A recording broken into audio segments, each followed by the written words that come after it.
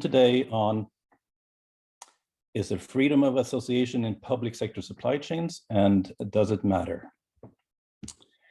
This event is part of Electronics Watch's public discussion series on timely topics related to public procurement, electronic supply chains, and worker rights.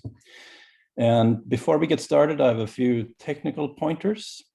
First of all, this webinar is being recorded and it will be publicly available at the Electronics Watch website after the event. As you will have noticed, everybody is on mute, but we do encourage you to put comments or questions in a chat box during the discussion as questions occur to you. Please state who the question is for in the chat. We will try to get to as many as possible of your questions towards the end of this discussion. And then, of course, we will encourage you all to pursue the discussions with each other following the event as well. If you have technical problems during this webinar, please also use the chat function, but direct them directly to Martina Hooper. So today's event is actually the first of a two-part discussion on the freedom of association in the electronics industry and why unions matter to public procurement. We will learn about the vital role of trade unions in workplaces and society at large. We will find out how unions can help public buyers ensure social and environmental responsibility in their supply chains. And in the second part of the discussion, which is coming this autumn, which is for Electronics Watch affiliates only, we will focus on the public procurement tools to protect freedom of association. But today, we have a really extraordinary panel of international trade unionists and trade unionists from Malaysia and Philippines as presenters and discussants.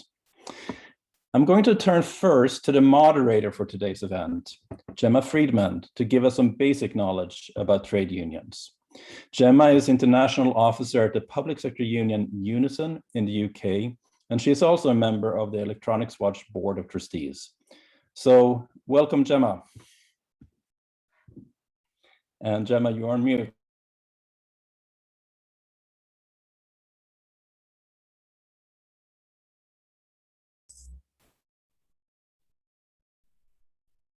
I now can't hear you. My sound's gone.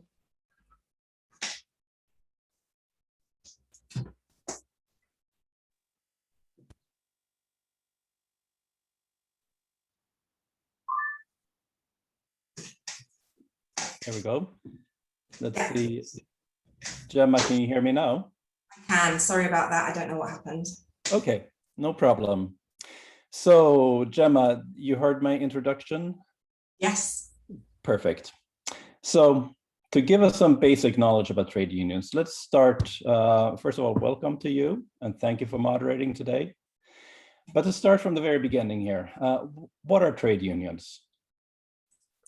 Okay, so that's a great question to start off with. I think I quickly need to set the scene to be able to explain what are trade unions and also within that, what do trade unions, do for workers.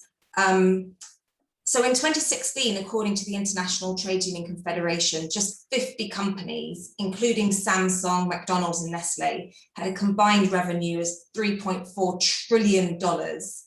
And they have the power to reduce inequality.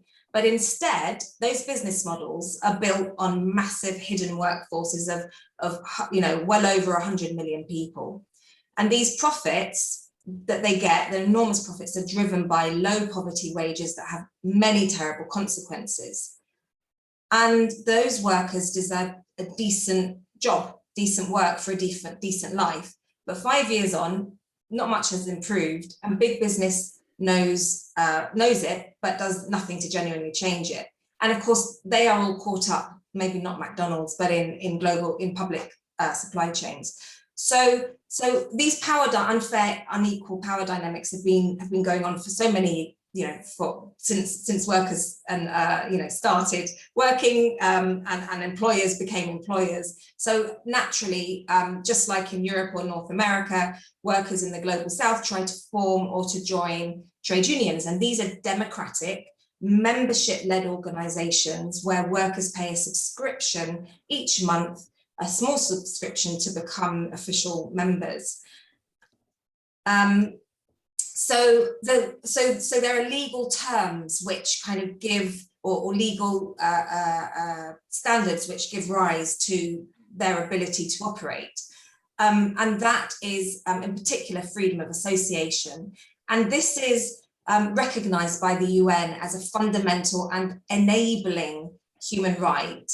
And it is the foundation for mature collective bargaining and social dialogue, which is what trade unions strive for. To enjoy this as it's intended, workers have to be able to, when they're trying to organize themselves, they need to be able to act freely and independently of their employer or government.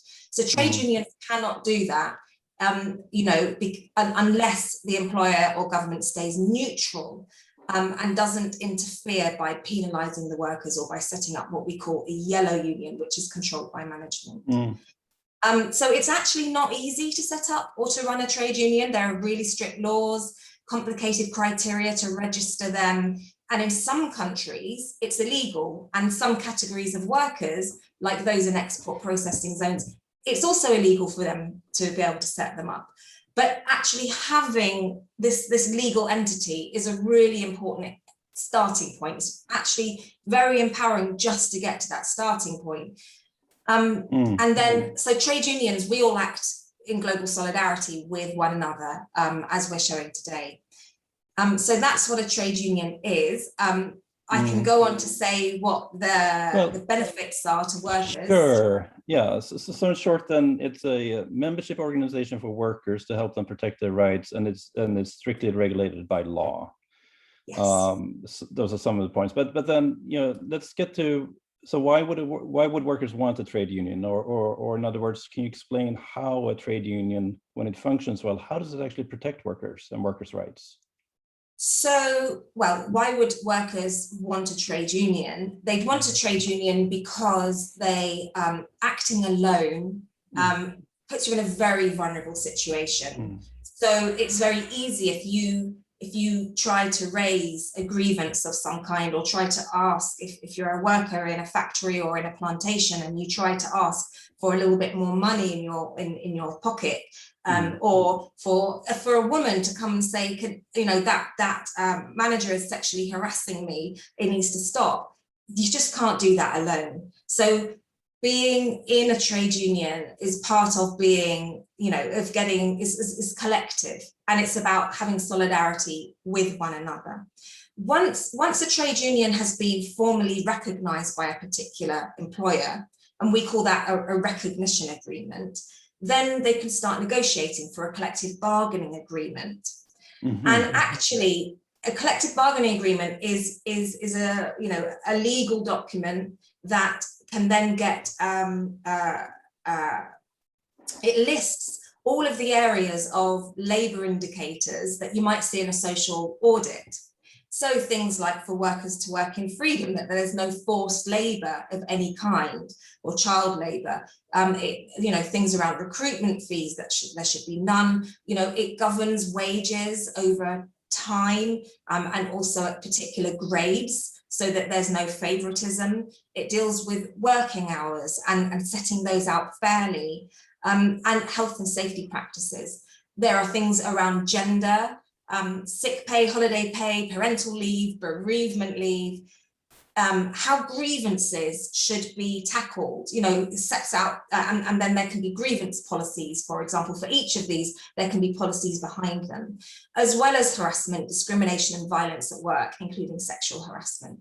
Really importantly as well, workers are on the front line when it comes to the environment and environmental destruction, as well as climate change. So often health and safety committees, because trade unions will set up committees which then are able to present and to dialogue with management, they actually will raise the issues around toxicity of chemicals, or cement coming out of a cement factory, which is destroying the local subsistence, crops and farming, and getting input and polluting all of the water, because the workers invariably also live in the communities, especially, of course, in the global south.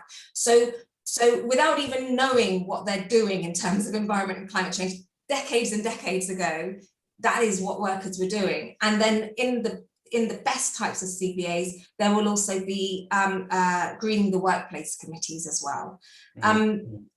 But I think it's really important to say that these agreements cover all workers. So even if they're not trade union members.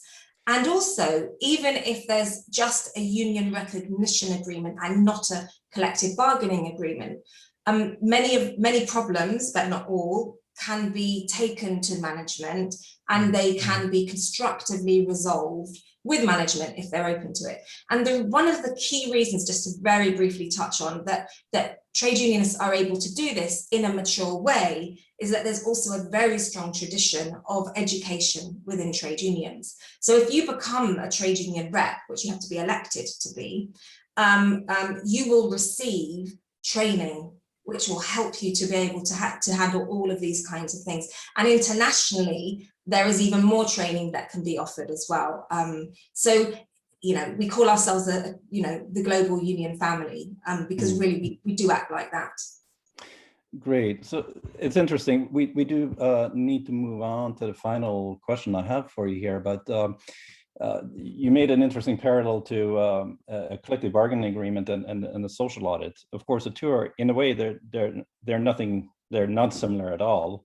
But in a way, the corrective action plan that is part of the social audit can be, is actually in a collective bargaining agreement. That corrective action plan is negotiated directly between the workers and the management and the company, and covers both social and environmental issues. So perhaps this is a good segue to if you can just address the final point that we wanted to mention here, which is why it is then important for public sector buyers to support workers' freedom of association in their supply chains. And in a nutshell, because we need to move on to other presentations. Yeah, I know we can go on forever on these questions. we could indeed. Yeah. So as we'll hear, trade unionists have a really hard time. So the public sector has such enormous amounts of combined buying power that they can achieve their international responsibilities. So, for example, the United Nations Sustainable Development Goal number 12 and the indicator 12.7 to promote public procurement practices that are sustainable in accordance with national policies and priorities, that couldn't be clearer. But also because it's so hard to work out of poverty anywhere, the United Nations Sustainable Development Goal number 8 on economic growth, employment and decent work, there's been a lot of effort and money for some of the indicators. And we all know about 8.7 to eradicate forced labour and human trafficking and eliminate child labour. But there's a big strategic problem here because there's been very little focus on the next target and then the second indicator, 8.8.2, to gain an increase in national compliance of labour rights, such as freedom of association and collective bargaining. And it just doesn't make sense because, as I explained earlier, when the collective bargaining agreements are in place, they tackle the other non-compliances that those audits show up. And it's much easier for a public procurer to monitor a workplace when a trade union exists because you've got people you can go to, there's more transparency, there's less of a defensive kind of reaction because there's more of a partnership happening than if the trade union and a collective bargaining agreement doesn't exist. And also in general, as well as increased transparency, just there will be less labour rights abuses. And therefore, it also stops competitive advantage being gained by undercutting of labour rights and environmental rights, and rather than excellence, which is what we all want when we are using taxpayers' money to buy goods and services. Great, thank you, Gemma. A really interesting point about it being easier to monitor workplaces that are organized by democratic independent unions. That is something, in short, I can say something that we absolutely find in practice every day. So, Gemma, let's move on to the presenters and the panel, and I will turn it over to you to moderate. Great, thank you. Now the pressure's a bit off me. So we'll go on to Can Matizakti. Can is the director of ICT, electrical and electronics, shipbuilding and shipbreaking, which is a huge task. at Industrial Global Union Federation, which is the global trade union that represents manufacturing and extraction. And I've had the pleasure for the last couple of years to work closely with Can. So thank you very much, Can, and over to you. Well, thank you very much, Sister Gemma, for my introduction. So I will share my screen now, and because I have some presentation slides to show you. So let me go to my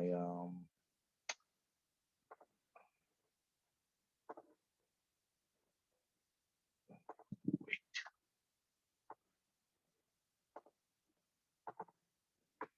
So I think now you see my screen now.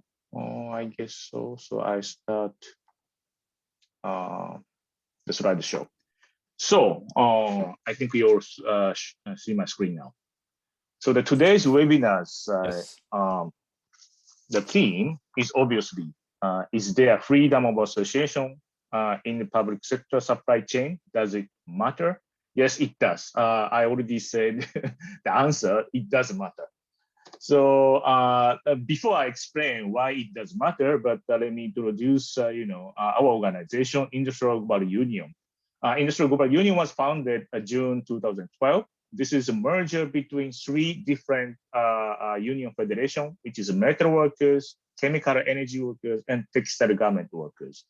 And now we are representing workers across the supply chain in mining, energy, and manufacturing, including this electronic sector at global level. So we are now representing 50 million workers, 600 unions, and 140 countries.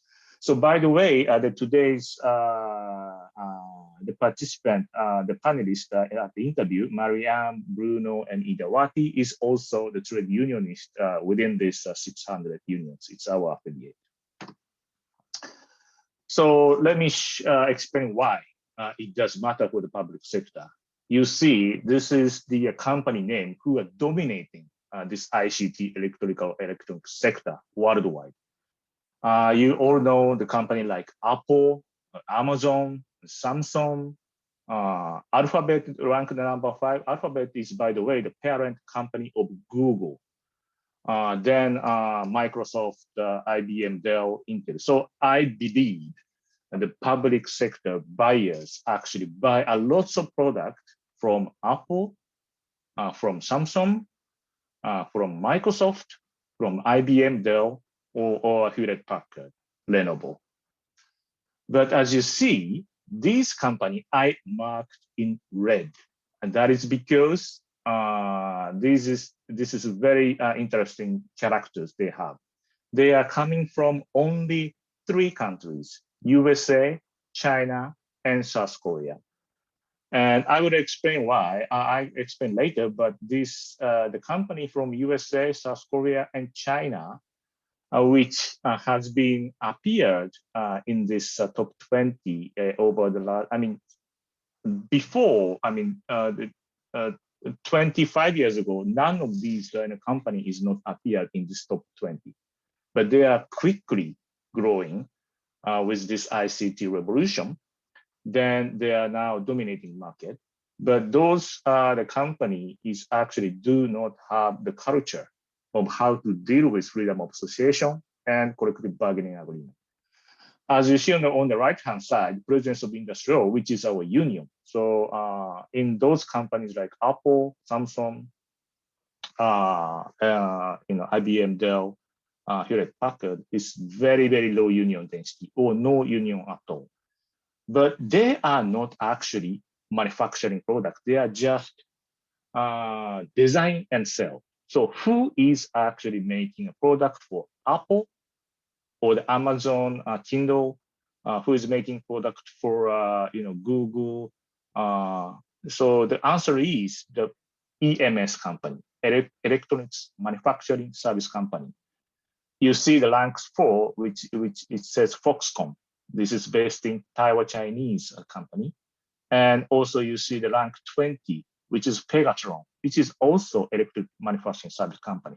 Those electronics manufacturing service company is actually making product for the brand company. So then I also marked in red for some Pegatron, which is very, very low union density or no union at all on the worldwide spaces. So what I would like to say is that, public buyers are actually buying the product, designed by no union company and manufactured by no union company and sold by no union company. So this is actually the sadly speaking from the trade union's perspective, but this is a reality. And as you see, this company from USA, China, South Korea is now 80% of these top 20 companies. And these top 20 companies are making profit over the last 5 years, plus 27%, the revenue increased, but their employees has been reduced by 5% by the last 5 years. So why this is happening? That is because they are just simply want to get out of the low-cost manufacturing sector. This is a situation, the comparison of standard wage of manufacturing workers, which is also applied to this electronic sector. China, we know as this country as a big electronics manufacturing countries, but the situation is changing right now. The many factories from China is now moving to much more lower, wage, lower labor cost country like Philippines, Indonesia, India, Vietnam, Malaysia, Thailand, and so on and so forth. Where we still see the low union density and lots of workers' violation happening in those countries. So this electronics factory is actually investing more in these low-wage countries with the country which has labor violation all the time.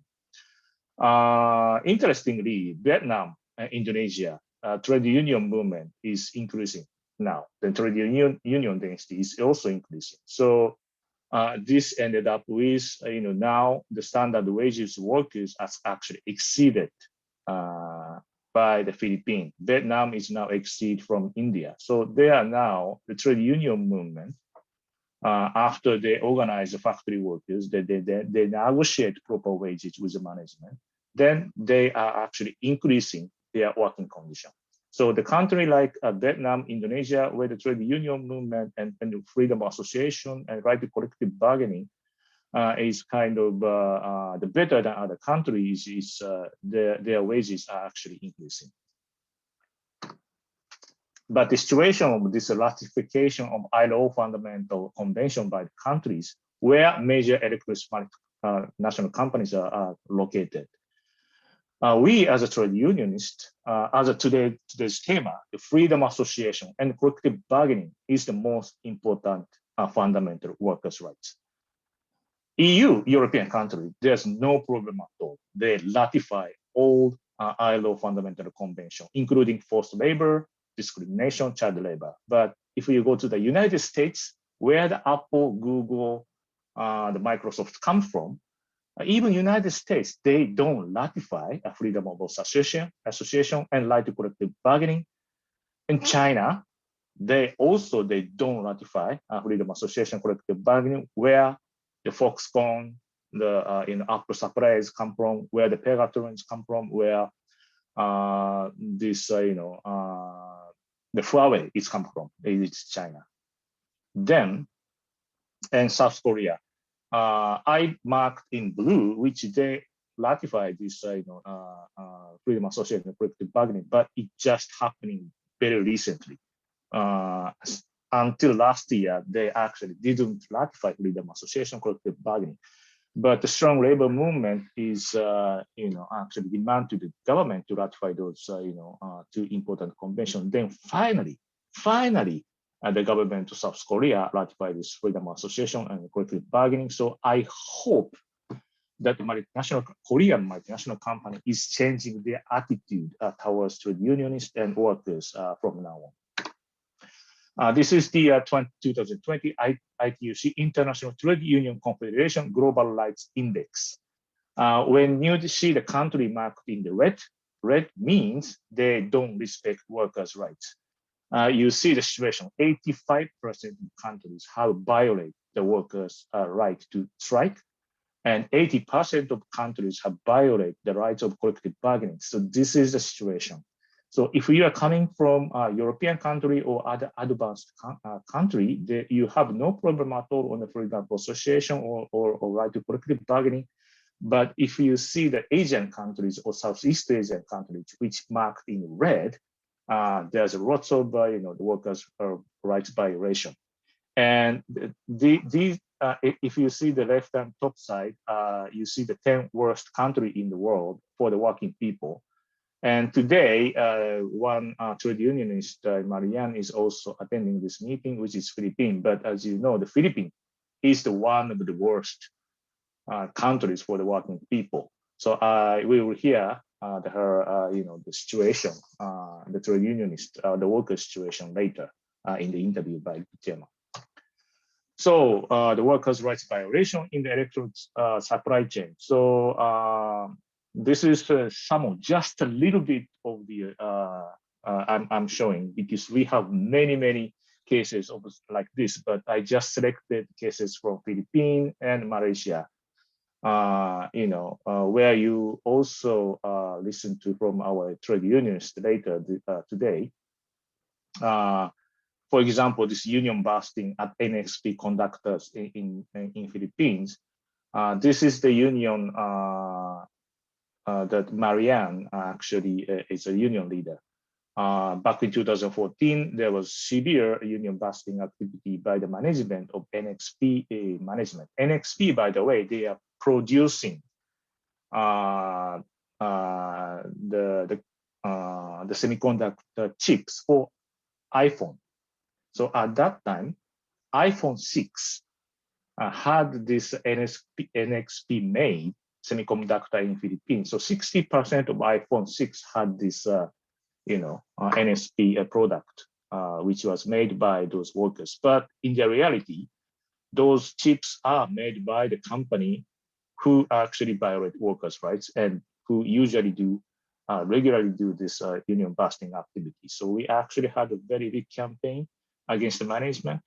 Then finally, we actually succeeded to push back the pressure by the management, and to get back normal trade union activity at that time.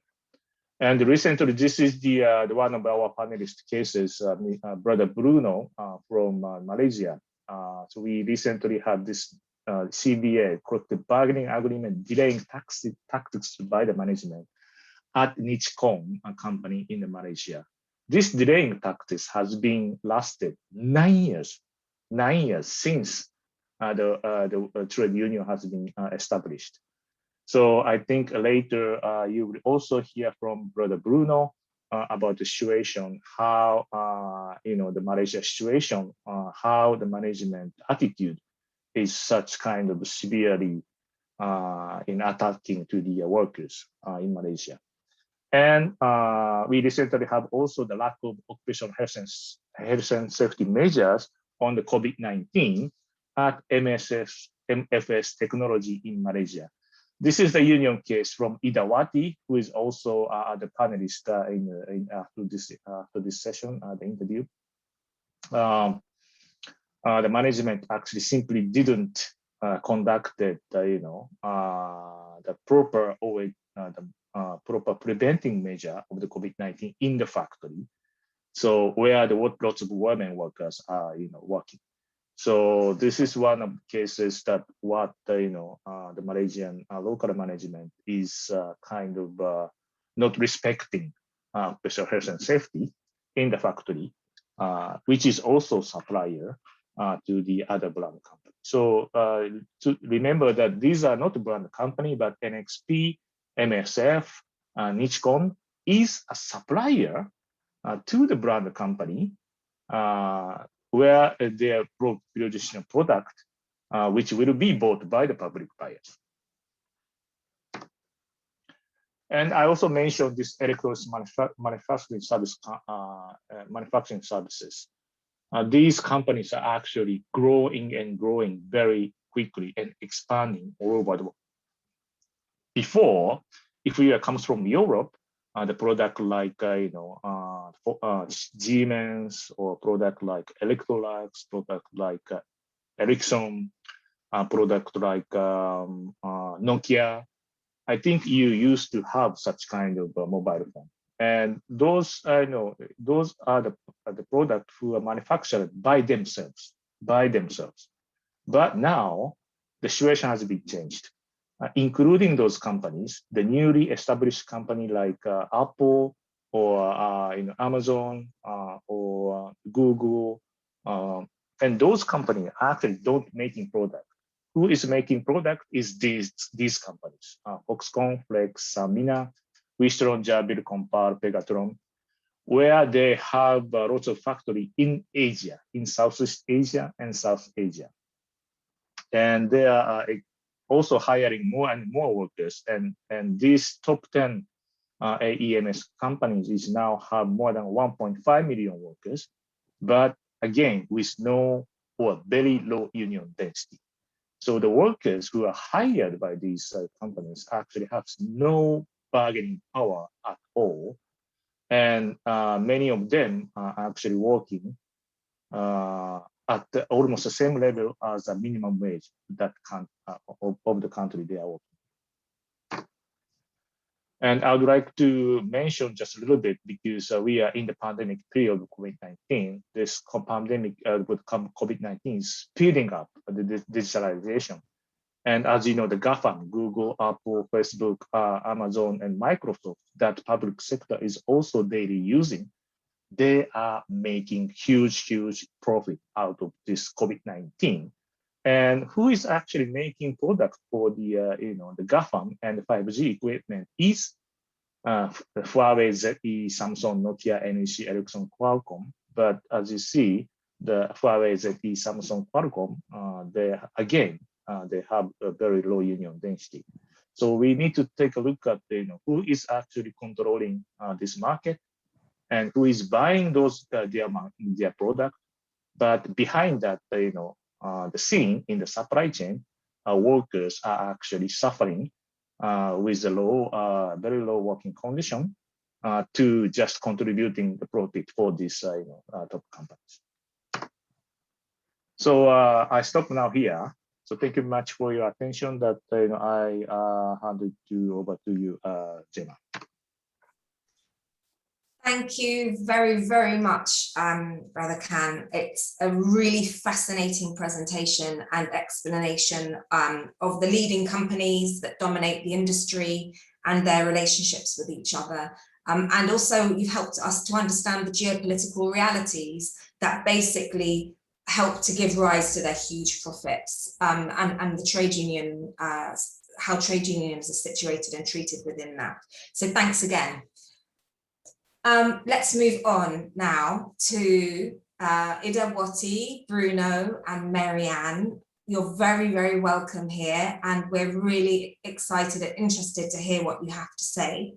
Can we just start by you actually introducing yourselves? Just if you can let us know what your job is and your union position, and just the top numbers. How many female and male members of are there in your union compared to maybe what you could have if the employers had a better, more positive attitude towards trade unions? Who wants to go first? Marianne, why don't you go first? Hi, good morning and good afternoon, everyone. I'm Marianne Castillo, and for short, I'm currently the president of Nexperia Philippines Incorporated Workers Union, with almost 3,500 total workforce, and also union membership of almost 2,000. The female workers are almost 1,000, and same with the male, and also the Secretary General of Metal Workers Alliance of the Philippines. Thank you. Thank you very much. Idawati, would you like to say? Okay. Okay, good morning and good afternoon. My name is Idawati binti Idrus from Union Electronic South Religion. I'm working in the TKR Manufacturing Sdn Bhd as a purchaser, and my position in Union as a Assistant Secretary General and in workplace as a secretary. So our members is around 3,000 members. 2,500 is women and 500 is male. So in 2019, we managed to win the secret ballot company named Crystal, but sadly say that been closed in 2020 because of the pandemic. This year, we managed to organize ITG company in JB, and we were discussing CBA, and also we are organizing dominant company in Malacca. Due to Idawati, I'll ask lots of questions soon. But let's just move to Bruno so he can quickly interrupt, so he can quickly explain who he is and what his position is as well. Okay, that's all. Thank you. Thank you. Hi, everybody. Good afternoon. My name is Bruno Pereira. I'm the General Secretary of the Electronic Industry Employees Union, Western Region, Peninsula, Malaysia. Currently, we have about 3,100 members, but our union was in a dormant state for the last 10 years because of various court challenges. We managed to overcome one by one and finally went on to collective bargaining, which we have successfully concluded one last month. And hopefully we'll conclude another one next month, and following which we'll be embarking on the collective agreement for the third. 3 companies are now involved in this collective bargaining in succession. Yeah, we have a total membership of 3,100, out of which 85% are migrant women, and out of which the majority of the migrant workers are women, which constitute nearly 50% of the workforce. And the migrant workers comes from the majority of them come from Indonesia, which are women, Burma women, or Myanmar women, and men are mostly the technical workers from the Philippines. Great. Thank you very much, Bruno. So I think it would be really good if we can avoid using acronyms. As trade unionists, we're really used to saying things like CBA or FOA or whatever else. Let's try not to do that, just because there are people here who are not familiar with our acronyms. They'll have their own, which we won't know about. But yeah, we've got to explain nice and clearly and simply so that so we keep everyone with us. So let's get on to the next question, which is all around legal rights. Can you briefly explain what it is like for the majority of workers in your country? And what are the key problems with the labour laws governing labour? Marianne, do you want to start with that? Yes, the Philippines has a very low unionization rate. Less than 10% of employed workers are unionized, and only about 300,000 of roughly 18 million wage and salary workers have collective bargaining agreements. In terms of law in paper, it is lawful to form unions in the Philippines, but it is very hard because it is very long process, and companies are not very friendly to unions. Oftentimes, workers are discouraged by their employers to join unions. In the electronic sector, most companies in special economic zones where a de facto no union, no strike policy is in place. Majority of workers are also contractuals who are hired by agencies and not directly by principal companies. Even if they are technically allowed to join unions within their agency because their employment is insecure, it prevents them from joining unions because they can be easily terminated by the agencies. There's also now a policy by the government called the JIPCO, or Joint Industrial Peace Council, which allows the presence of police in the economic zones, supposedly to keep industrial peace, but really to prevent workers from freely organizing. That's how we're experiencing right now. Thank you. That was a really, a lot of information in a short space of time. Thank you. And it's, I've been to the Philippines and a little bit and worked with trade unionists, and it's a really hard time there. What is it the same in Malaysia? I think I know the answer because I was there with you all just in March of 2020, just before the pandemic started. So perhaps if you could share a bit, Bruno, do you want to answer the same question? Yeah, but the Malaysian situation is similar to the Philippine situation, very much similar, but slightly better in a sense that we managed to get rid of the agents. Now they cannot become employers of the workers, and all employers have to pay direct to the workers, to the principal. So that has been effectively stopped last year, and that is because of trade union effort. And of course, we don't have police intervention in the free trade zones, but we started off just like what the Philippines are experiencing right now, with no unionization policy by the government, and but they used the law against the union. And it was going on from when the electronic unions came ashore in the 70s. Only in the 90s where they opened the door for unionization, and but only for house unions, no industrial unions. And in 2010 was when it was opened the door for industrial unions, and that is also the work of trade unions. Actually, it was my friend Shadruddin Adnan and myself who did that work for. We took about 20 years to do this every time. Yeah, so that's basically that. So now we have slight windows open. So, and we're about to do the organizing work, but they did not give one industrial union for the whole country, for the Peninsula Malaysia, because the unions cannot join the Eastern East Malaysia, Sabah and Sarawak and Malaya, three different sectors as far as Trade Union Act is concerned.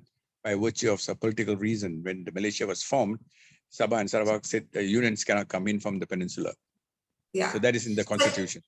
So thank you, Bruno. That's really helpful. I think just to summarize that, what you've said to us is that before, trade unions were only allowed to organize in individual factories. And then you managed to get it so that you can organize into, so individual factory unions could join up into one union. But the situation right now is that you're not allowed to have a national trade union like we have in European countries or many other countries around the world. But instead you're split into different regions, which actually keeps you weaker because, okay, thank you. Let's move on. Can you just talk a little bit now, we're going to talk about collective bargaining agreements. Can you give us an example? And let's just stick for now. Bruno, maybe you could say, and then Anne after that. Can you give us an example where there's a collective bargaining agreement that's been in place for a few years already, and where maybe you're even onto your second or third round of collective bargaining agreements because they only last for a few years, so you have to renegotiate them? And can you tell us a little bit, just a bit, about the pay terms and conditions? What were they like before the collective bargaining agreement was put in place, and what are they like today? Marianne, do you want to start? Sorry, Bruno. Okay. Yeah, that's a good question. With my union, which is in the Western region, when we when we're going into collective agreement, before the collective agreement, the company has absolute prerogative, which means there's no political power for the workers, zero, nothing. You have no right to negotiate, you got no right to appeal, you got no right, nothing whatsoever. Number one. Number two, the wages of the workers are stagnant. Stagnant in the sense that when the minimum wage is announced, the wage rise to the minimum wage. And minimum wage is the maximum wage. In Malay, they say gaji mula is gaji mati. In literal translation means the beginning wage is the dead wage.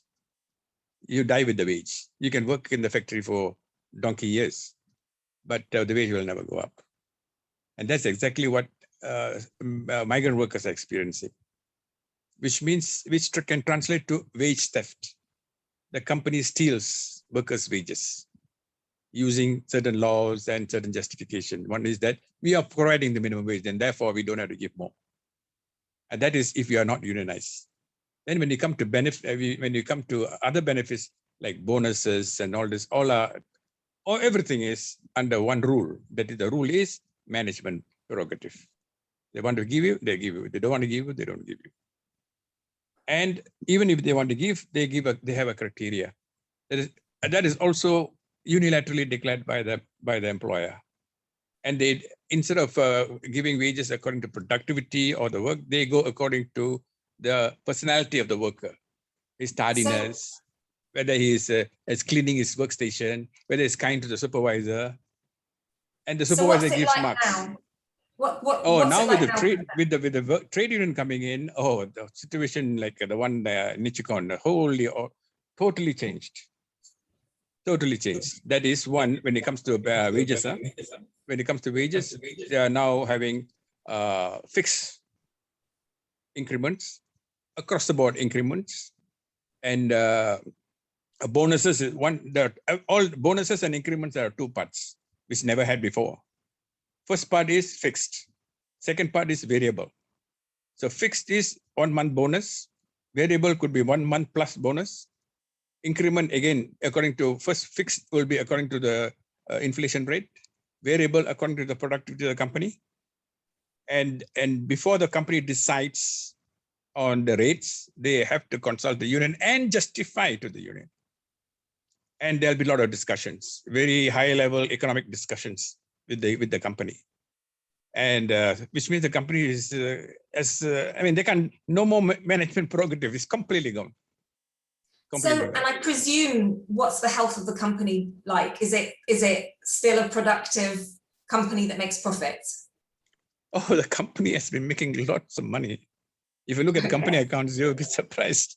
Okay. You'll be surprised. Great. Yeah. They have the means to pay.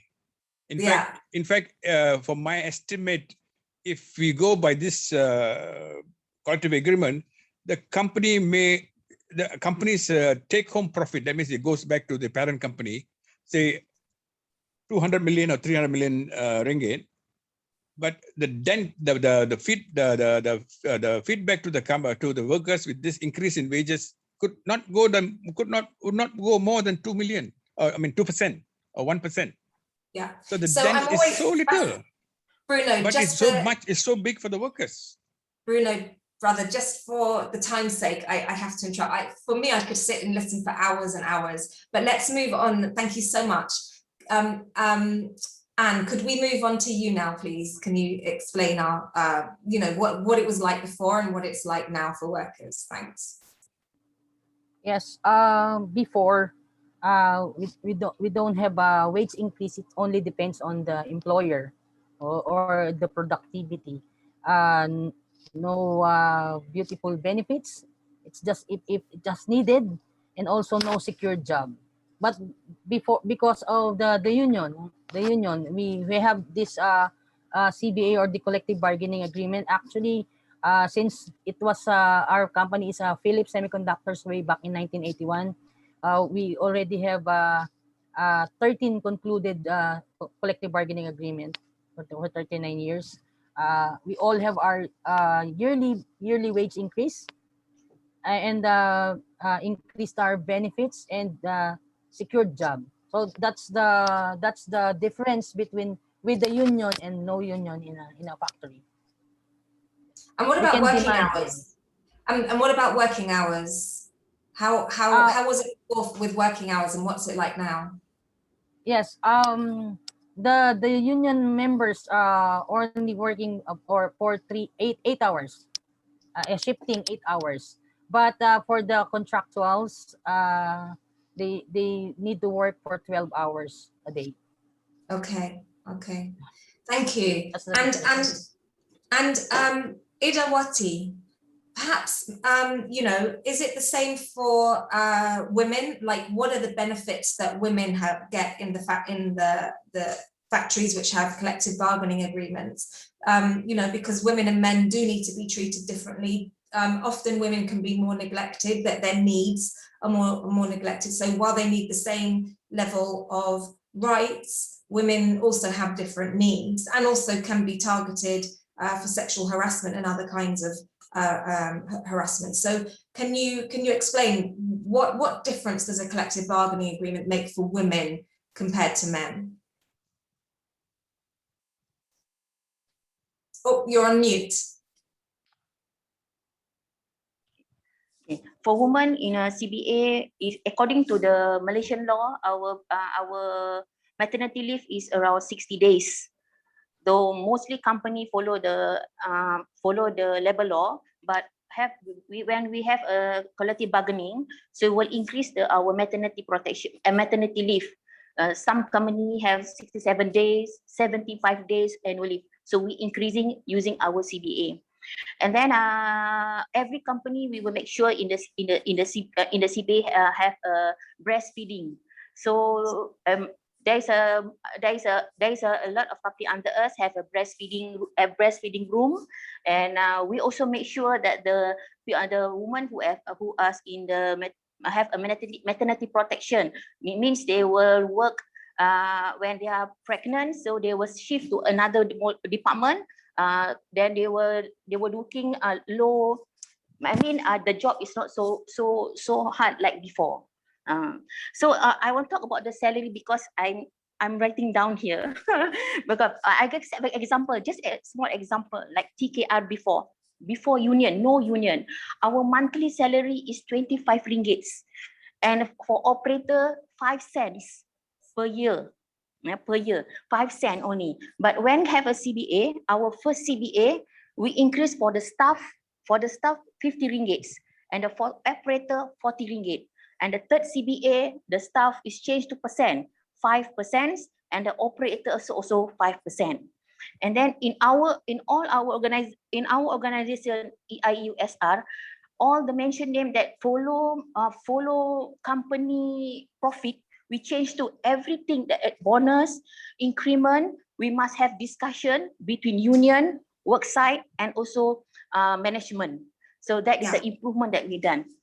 Great, thank you so much. Thank you.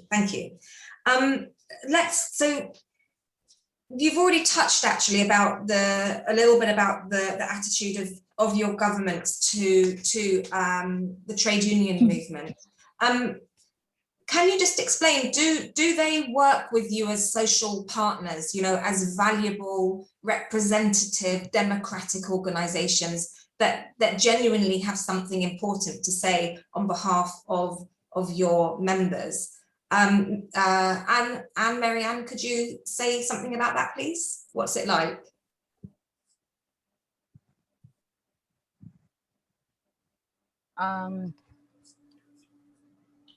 Our government will always say that they respect the right to unionize.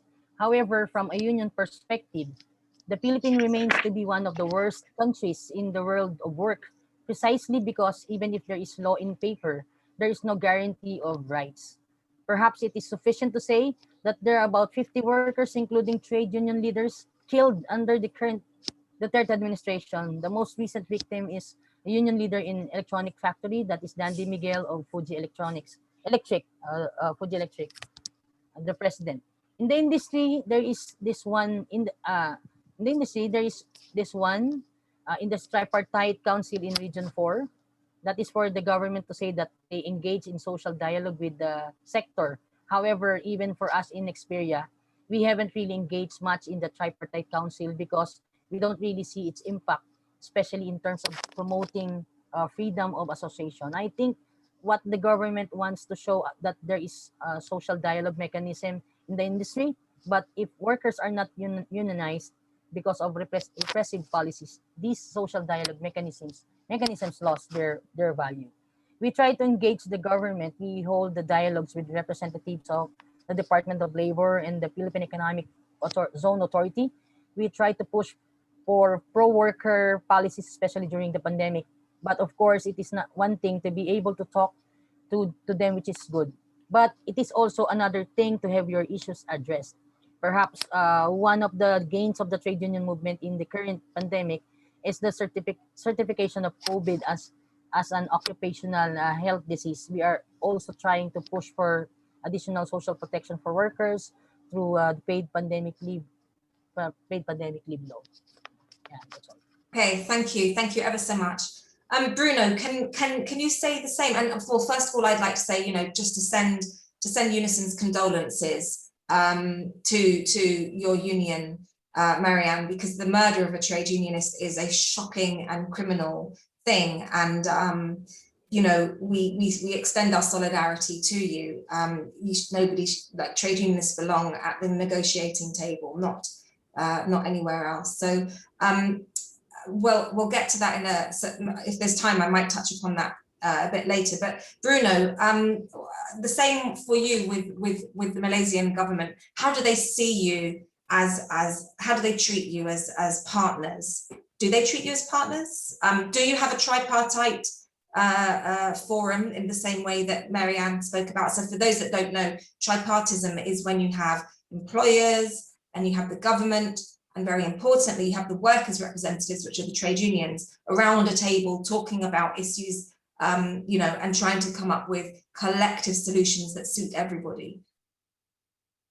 Yeah, we have the tripartite setup as well, but tripartite, the government listens to you, but it doesn't carry it out.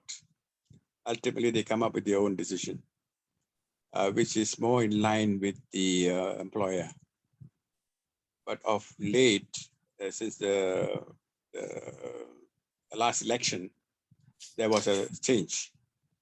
And there was an intensive discussion on the labor law, amendment to the labor law. So we managed to amend the Industrial Relations Act, which took away the power of the minister to refer to court. Now we are free to go into the court if the conciliation mechanism did not fail. It fails, it automatically refers to court. That's one of the major obstacles that we managed to get in, and some other things under the Trade Union Act. Now we were about to go. Under the Industrial Relations Act, we were about to go to the Trade Union Act and the Employment Act when this government fell and another government came in and pandemic followed. So everything has now come to a standstill. But what is in the pipeline is the government has agreed to now amend the Trade Union Act to all the repressive parts of the Trade Union Act to be removed. That is the power of the Director General to decide what type of union you should have, what your constitution should be, and all these powers of the Director General is now in the pipeline to be removed. And the last webinar with the government officials and I think the ILO, yes, and the ILO was involved. I was involved in the and the government official. A high-ranking government official said that yes, it's all will be removed, and it is shown in the slides. Yeah. So now there'll be a complete freedom of association according to what the workers want. There will be minimal intervention from the ministry. So which even boils down to we can now form a omnibus union, one union for all workers, and we can merge. Yeah. And we can have a union like industrial hall. Yeah. So that is, and before I could do all these things, politics came into play. They used pandemic to suspend parliament. So we are just waiting now. Okay, thank you. Yeah. So Idawati, this one is to you first. Okay, so we have heard some of the challenges that already exist. Where we've heard about what trade unions do, not just in the workplace, but also to try to make things better for all workers. So can you give us an idea of what it is like? Because surely if you can just get more members, if you can just get more collective bargaining agreements, then you'll have more strength, you'll be more representative. Surely the government, surely the employers will just need to listen to you and you'll be able to resolve things. So what is it like to organize? Like, why can't you get more members in your factories? I'm not sure why, but your video's turned off, Idawati. I hope you're still with us. Yes, great. So just, yeah, if you can just explain, you know, what's it like trying to organize workers? What's it like trying to get a recognition agreement? The video's gone again. And you're on mute.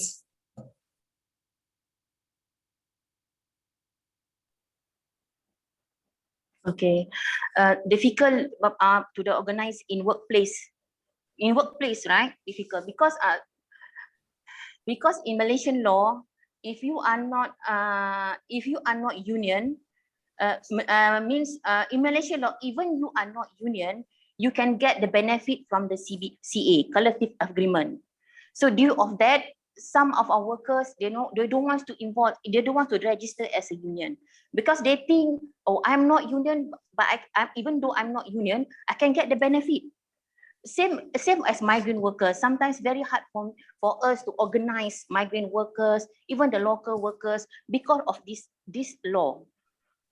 These are difficult things. Then in the big company, every worker sometimes have to resign. They resign. 1 month is around 10 workers resign. So we must keep on organize to make sure that union in our workplace is strong. And then because then this is a difficulty that we are facing to organize in the workplace because of the Malaysian law. Even if you're not on union, you can get the benefit from the collective agreement. And what about these secret ballots that I hear about sometimes? Or secret ballots, the secret ballots is like, say we organize one company, and then after we have organized, we must do a secret ballot whether this the workers is selected union or selected management. Okay, during that process, we're having a difficulty because some workers they're afraid to go out to do the election. Then the company will scare them. If you involve in union, no bonus. There's a one company, ITG, because you are involved in union, we don't want to give you bonus. Then they didn't give bonus at all. So there's a very difficult things that will happening. Even for migrant also, we ask for come to do like say who is you want to vote. The migrant worker also scared to go out because the management train them. If you go vote union, you won't have any bonus, no benefit, and also no increment. That's the challenges that we're having. Okay, thank you. And could you explain about the same in the Philippines, please?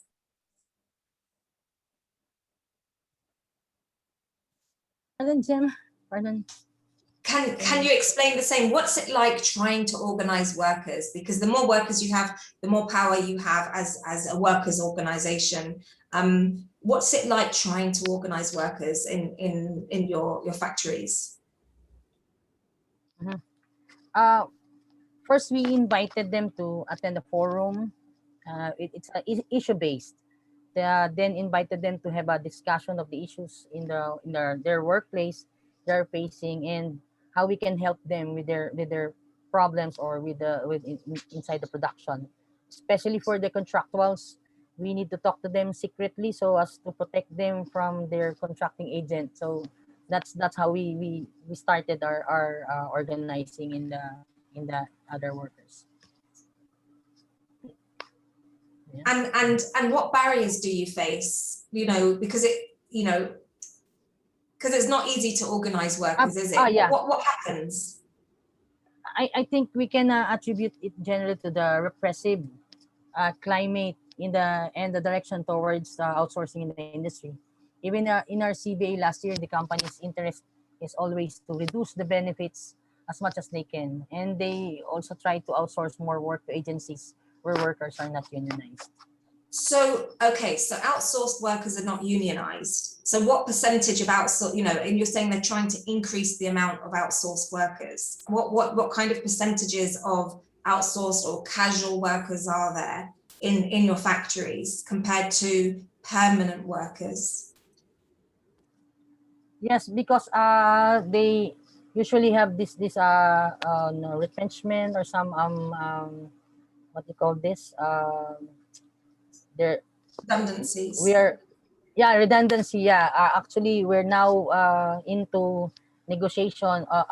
Dialogue about this redundancy, because they want to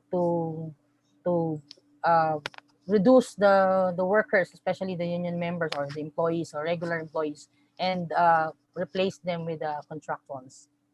Okay, thank you. Can, so we're pretty much out of time, but Can, do you want to give just a couple of minutes of reflection from what you've heard? Because you work, you know, on a day-to-day sometimes, but often week-to-week or month-to-month basis with your affiliates. You know, what are your reflections on what we've heard?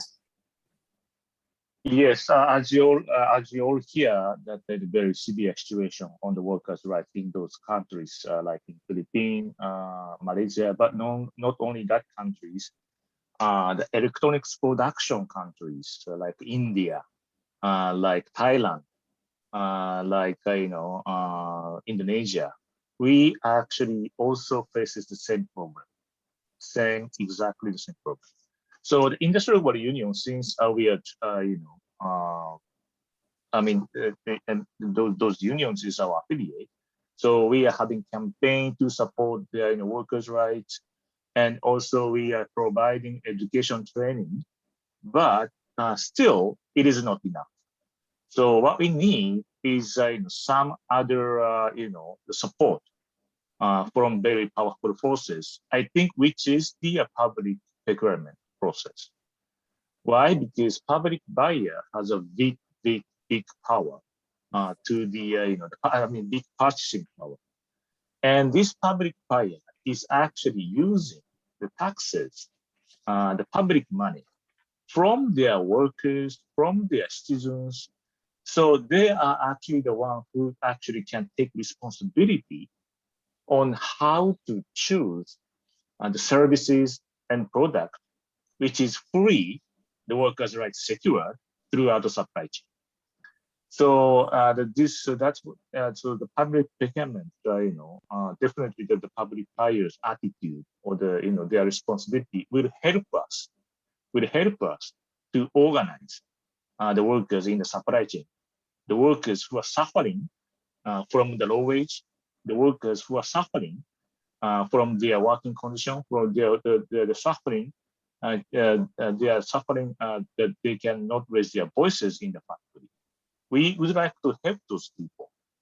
And imagine that if there is no union in those factories in the Southeast Asia countries or the South Asia countries, there will be no wage increase.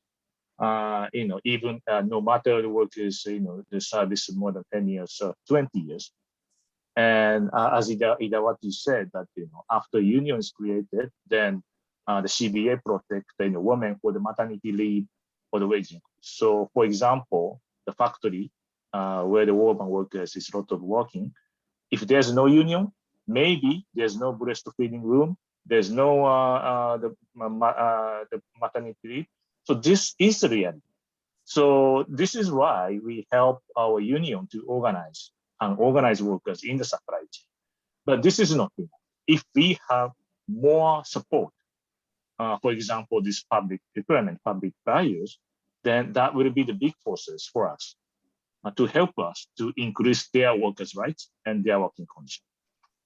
Brilliant. Thank you so much, Can. And what I'd just finally like to say, I mean, a very big thank you to all of you for sharing with us. I'm always and have been struck by the dedication, the commitment and the courage of trade unionists and trade union leaders and just simple members, particularly in the Global South, who face such repression.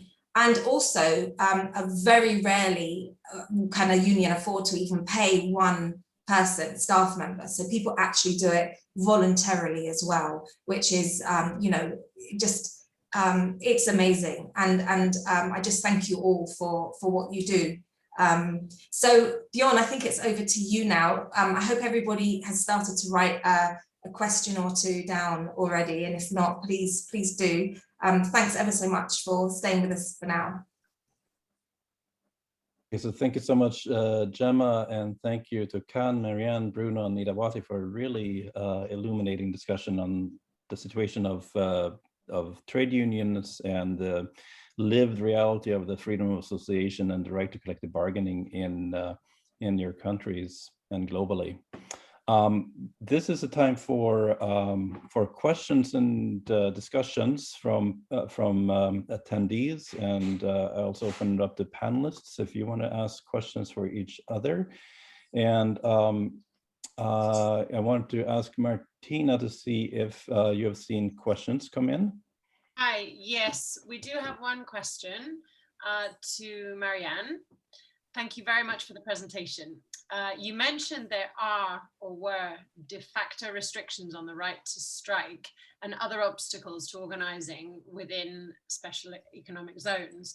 How did you manage to navigate these obstacles in spite of the legal restrictions?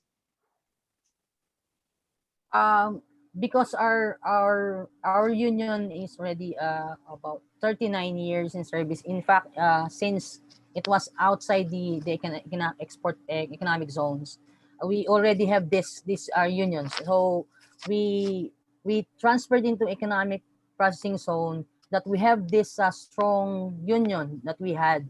So we need to fight for it, and we educate our members that we need to fight for our unions. That this should not our union should not be should not should continue regardless of the strict policy of the processing zone or the government, but we need to fight for our union to stand still for us. So we already gained that. So actually there were just only one factory in our economic zone that we have. It's just only our factory that we have our union inside the export processing zone. Thank you. There's no other questions at the moment in the chat, so feel free to put your questions in the chat, or let me know if you'd like me to unmute you to ask your question verbally. And if any of the panelists want to add anything or add any questions amongst yourselves. I can chip in with a question. I think, Gemma, you asked a question about what is the experience of your organizing experience? What happens basically when you approach workers and say, hey, wouldn't it be a good idea to have a union here? And I think some of you then responded, was it Idawati and Marianne? I'm sorry, I can't remember who right now said that, well, workers actually get the benefits of a union without actually having to be part of the union. And so maybe they don't want to take the risk of being part of the union. But I wonder if you can say a little bit more about this idea of a risk, where this recalcitrance comes from, because when, as a monitoring organization, we do worker-driven monitoring. We work with civil society monitoring experts in the Philippines and in Malaysia and in other countries. And so our monitoring partners, they're not trying to organize workers. They're simply trying to learn from workers about what the conditions are. And so very often they are telling us, and this is not just in Malaysia or in Philippines, this is really in every single country where we do monitoring. Workers there's a palpable level of fear for speaking to outsiders, for workers. And our monitoring partners really have to work on building a level of trust with workers. And we have seen this, I think we've seen this level of fear increase even during the pandemic. And this is especially true maybe among migrant workers, for example, in Malaysia.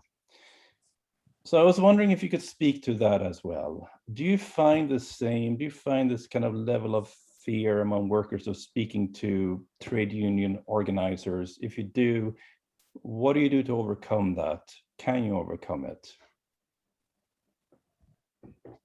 Who wants to, does anybody want to speak to that? Yeah, I can chip in. Mm.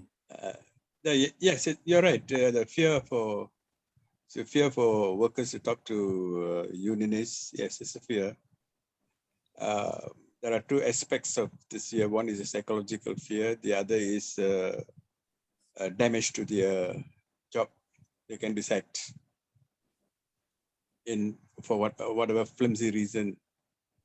But the biggest fear is with the migrant workers. You organize the factory company knows about it, and if they know any migrant workers liaising with the union, they can be deported within 24 hours. Within 24 hours. Their work permit will be canceled, they're sent to the airport, and out they go. Mm. And we have an experience on that too. We rush to the airport, we get their names to file a case. The migrant workers are afraid even to give us, sign the form to file the case. Mm. Within 24 hours. So the fear is real, Yeah. especially for migrant workers. Yeah. But for local workers, of course, if you are sacked, the person, you have a conflict resolution mechanism like the industrial court, and the union can come in. But many workers don't want to go through that hassle. Mm-hmm. And especially women workers, they definitely want to stay far away from it because they are having multiple jobs. They have to take care of family, they will take care of children. Now, come on, don't tell me to go to court. Mm. That is another bigger burden.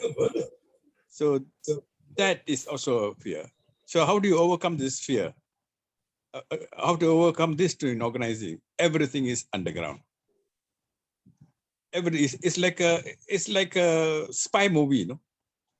You talk to them without looking at the management. You just have a website group, but please don't pass this message to people who may pass it to their management. And there were cases where messages were passed to the management and the person who sent the message was sacked. Which was one is my president, one Azman. Mm. He did that in the Renaissance. He was immediately sacked. Mm. But of course, went to court and he got his compensation, all that. But then he's still not back in the factory. I mean, he got compensation out of the factory. That's it. The whole idea of the company is, I don't care what is the compensation the company is willing to pay because they're dirt rich, as long as you don't come back into the factory. So they've achieved the aim. Yeah. The company has achieved the aim. Yeah. Thanks for making that very real to us, Bruno. Yes, and this one influences the other workers. And workers have the herd instinct. One person get it, everybody run away. Yeah. I wanted to ask the same question from Marianne. And Marianne, maybe if you mentioned the recent killing of the trade unionist Danny Miguel, and I see that there's a question in the chat about this situation as well. But Marianne, maybe can you tell us, you mentioned that there are 50 human rights defenders and trade unionists who have been killed during the Duterte regime. Can you tell us a little bit what that is like for other workers when a trade unionist is killed? How does it impact other workers? And you're on mute. Yeah, thank you. Yeah, actually, also our union also facing this harassment. It's this due to the red tagging of the government and on the unions and the organizers. The NTF-LCAC, or the National Task Force to End Communist Armed Conflict, because they are tagging us to communism, a communist party, like that. Actually, they're started visiting union leaders, union officers since March. Before that,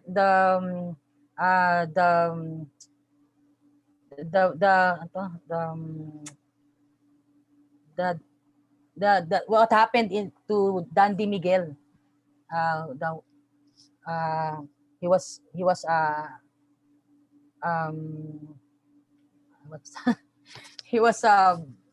assassinated. Gunned down. Yeah, assassinated. Yeah. And that's one we're experiencing. We're frightened because all the unions, they want to disaffiliate, especially in our federation, or the Gilosang Mayo Uno. But we're still we still believe in our what the federation do to us. So we're still continue to say still continue to just background. We're just continue to fight for our union. So we've talked to our management and told them that we are experiencing this situation, but in our experiences for 13 concluded CBAs, although we have some fights, protest or picket protest and noise barrage inside the factory, but still after the negotiation we concluded we're still in objective of for the welfare of the employees and the productivity of the company. So that's our the union and the management are concerned of. So still we're still friendly to each other. After the negotiation, we still have money to manage we can manage our harmonious relationship in the factory, but only in some local issues or employees issues. But we ask them to protect us, especially inside the factory, because all the officers are already visited in the house, being harassed, and also the family, because they went to our houses, to the houses with police and in the local governments, yeah, in going to the houses. And also I'm also visited in the factory, but the security guard, they did not allow them to enter the factory. So that's very that's very what's that we're frightened for our lives, but we're still managed to to organize, to continue with our work for the benefit of the employees. Yeah, I think that for many of us, it is not easy to understand what this is like when you say that you're frightened for your life, when you're harassed, when you see your colleagues actually being shut down. That's hard to understand, and to continue to do the organizing work in those circumstances is, I would imagine, is quite brave. I'm not sure if I can find any other word for it, but it sounds like a very courageous act in these circumstances. I would encourage anybody who has further questions to, you can speak up, or you can put a question in the chat. There is a question I see right now: can a public buyer use its buying power and use the respect? Okay, and protect workers' freedom of association, use its buying power as leverage to protect workers' freedom of association. Can a public buyer do that? I'm not sure if any public buyer who is online right now would like to address this question. If so, I would absolutely encourage you to speak up. I will address it very briefly, which is to say that the freedom of association and the right to collective bargaining is one of the fundamental labor rights, fundamental human rights, really, as Brother Khan explained in the beginning. These rights are part, if any public buyer is committed to protecting the rights of workers in their supply chains, they will have a code that they tell the supplier that they need to abide by. That code will always include the freedom of association and the collective bargaining. So on paper, absolutely, they can do that. The challenge then is to monitor that those rights are being respected and when they're not, to work in a constructive way with the supplier to ensure that they can become respected. So in principle, this is absolutely right. It can be done. Electronics Watch has a little bit of experience with this. There's no question that speaking from a very broad perspective, the public buyer community globally needs to get much better, understand much better at how this can be done. Another question I see here is, how can we protect customers from harming the dignity of workers? Or how can customers, those public buyers, then through their procurement, not harm the dignity of workers? Can I say something on that? Yeah, please. I can, Bjorn. I think that one of the things that can be done, of course, there's all the technical side of things that can be done that you've explained. And I think the second webinar will focus more on this type of question, right? So, but actually, there's been a mainstream story or narrative told for the past 30, 40 years, which is actually a lie. For decades, we've been told that trade unions are disruptive, that they're political troublemakers, that they'll destroy workplace productivity. And so essentially we see the results: to treat them like rats and get rid of them, fire them, intimidate them, get someone to beat them up, even murder them. So as public procurers, I think that you can really be part of changing the narrative, the story, about what suppliers hear from you as customers. You can tell them that your organization actually views unionized workplaces favorably, that actually they get greater weighting, higher scoring, if they actually do have an open attitude towards trade unions. It can be a neutral attitude. The employer doesn't have to like them, they just have to not interfere negatively in what trade unionists are trying to do. And you can also say to them that you'll evaluate them less favorably if they have a history of abusing or of ignoring workers' rights to freedom of association. So I think it can be really, really powerful. Thank you so much, Gemma. That was a really good reply to the question, to turn it to think about how do we actually change the narrative about trade unions. And from a public buyer perspective, absolutely. I think there's absolutely no reason not to look at trade unions in your supply chain with a favorable view from the perspective of the goals and objectives that you're trying to achieve, to promote environmental responsibility, to promote social responsibility. As we've heard several of the panelists talk about right now, it's only with the trade union that you really have the chance for workers to earning just a little bit more than they earned before. That does not mean that they live in the lap of luxury. That means that they have basic dignity, come closer to a living wage. That promotes social and economic development.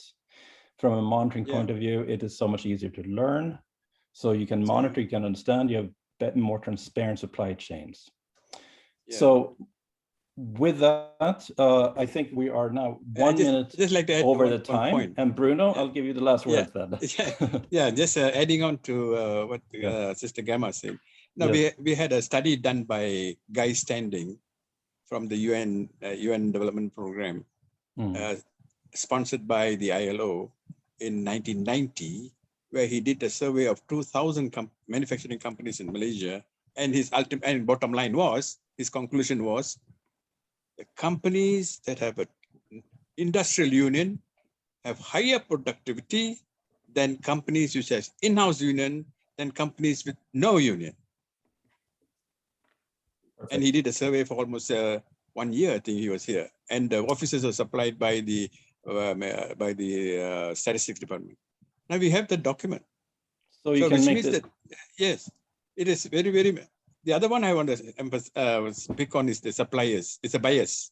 Now the bias, of course, talk about following in labor law and days in the document and all this. It's all well and good. Well and good is in the document, but in reality, it is They turn a blind eye to the reality. The buyers, I mean, of course, they look at the audit report, but none of the audits consult trade unions. Audit report is one-sided, is biased. And of course, they work for the paymaster. So you can't have an audit generated by the paymaster. And that is what the whole world looks at. The whole buyers look at. Oh, the audit looks good. Okay, carry on with business. So that has to stop. You got to be proactive and say, hey, wait a minute. There is another party there. Have a tripartite. I hope it materializes. If that materializes, it go a long way in changing a lot of situations in the workplace. Thanks. Thank you, Bruno. And so to conclude, I think that we have really answered the question of this webinar.